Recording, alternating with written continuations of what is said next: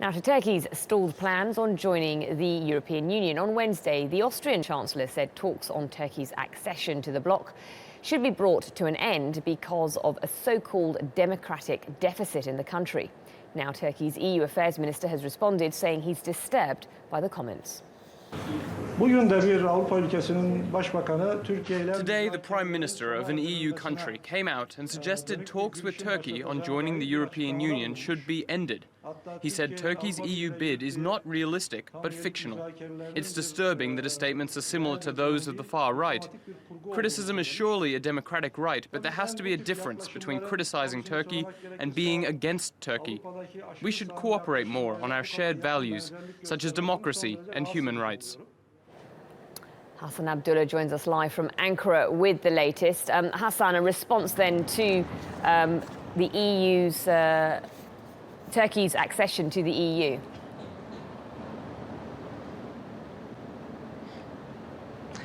That's right, Asha. Earlier there was a meeting of the ARC party, which was attended by the senior leadership. And one of the issues that was discussed was Turkey's membership of the European Union. One of the speakers there said that it seems that Turkey is being discriminated against because of its Muslim identity. And there were a number of other such comments as well. Now, the deputy chairman of the ARC party said that the response that Turkey has been getting from some Western countries is leading to an increased social polarization in the country, and that's also leading to anti-Western sentiments in the country. And he said that the West needs to review its policy when it comes to Turkey.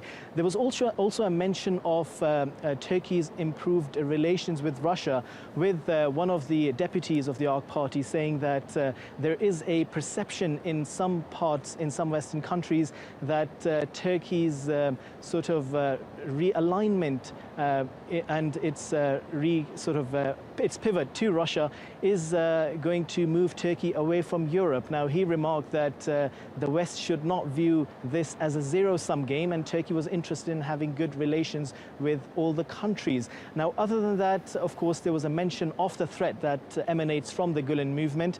And earlier, we also had President Recep Tayyip Erdogan warn of the dangers that come from the Gulenists. He said that they have infiltrated not just state institutions that need to be restructured, but also businesses.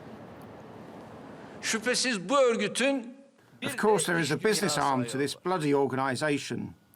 Business is the area in which their network is still the strongest. Their schools, businesses and charities are all nests of terrorism. We are determined to cut off the revenues of businesses linked to this group. We will show no mercy. Now, the government plans to restructure the country's main intelligence agency. What sort of changes are we looking at?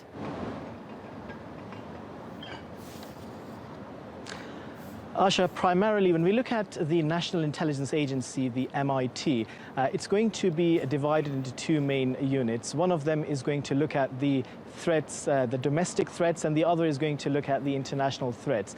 On top of that, a new unit will be created, a coordination unit that will be reporting directly to the president. And that unit is going to be coordinating between the domestic and international intelligence units of the MIT. On top of that, there is also another suggestion which is currently being reviewed, and that is to set up more intelligence agencies that will be focused on the domestic threats, especially threats emanating from non-state actors and also threats emanating from the fifth columnists. So the MIT is going to be restructured, and also some new intelligence agencies are going to be set up. Okay, Hasan Abdullah live in Ankara, thank you.